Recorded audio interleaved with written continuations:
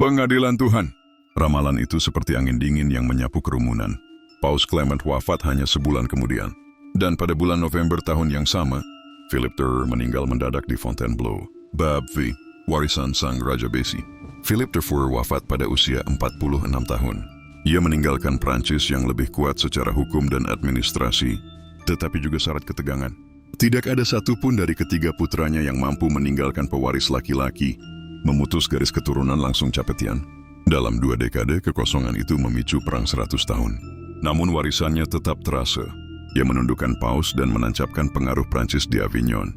Ia membentuk majelis negara, Etats Generaux, embrio parlemen. Ia membubarkan Ordo Templar dan menyita kekayaannya. Ia memperkuat hukum kerajaan di atas hukum gereja dan feodal.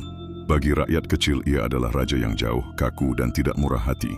Bagi para penguasa, ia adalah penguasa yang berbahaya untuk dilawan. Epilog.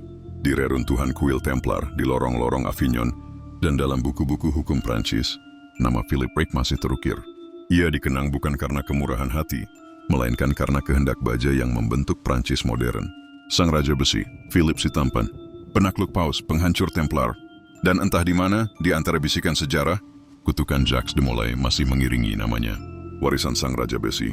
Ketika Philip IV menghembuskan napas terakhir di Fontainebleau pada bulan November tahun 1314, dunia di sekitarnya telah berubah selamanya. Ia memerintah bukan sebagai raja yang mencari cinta rakyat, tetapi sebagai penguasa yang menuntut kepatuhan mutlak. Dan dari kekakuan itu lahirlah warisan yang akan membentuk wajah Prancis berabad-abad lamanya. Bagi sebagian orang, ia hanyalah tiran tanpa senyum. Bagi yang lain, ia adalah arsitek sebuah kerajaan modern. Ia tidak meninggalkan legenda ksatria yang romantis atau kisah perang heroik yang menyala-nyala. Tetapi ia meninggalkan struktur kekuasaan yang jauh lebih abadi daripada kemenangan di medan perang. 1. Penundukan tahta suci. Tidak banyak raja berani menantang paus secara langsung. Philip enggak hanya menantang, ia menundukkan. Dengan memaksa Paus Clement V, seorang paus Prancis, untuk menetap di Avignon, ia memulai era Paus Avignon yang bertahan hampir 70 tahun. Selama masa itu, Roma kehilangan auranya sebagai pusat gereja, dan Prancis menjadi pusat baru kekuasaan rohani. Gereja yang selama berabad-abad menjadi otoritas tertinggi di Eropa, kini berada dalam bayang-bayang mahkota Prancis.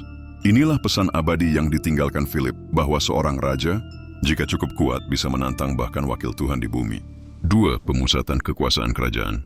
Philip mengikis kekuasaan bangsawan feodal dan memusatkan kendali di istana. Ia mengangkat pejabat dari kalangan rakyat terdidik, para ahli hukum, dan administrator yang setia kepada mahkota, bukan kepada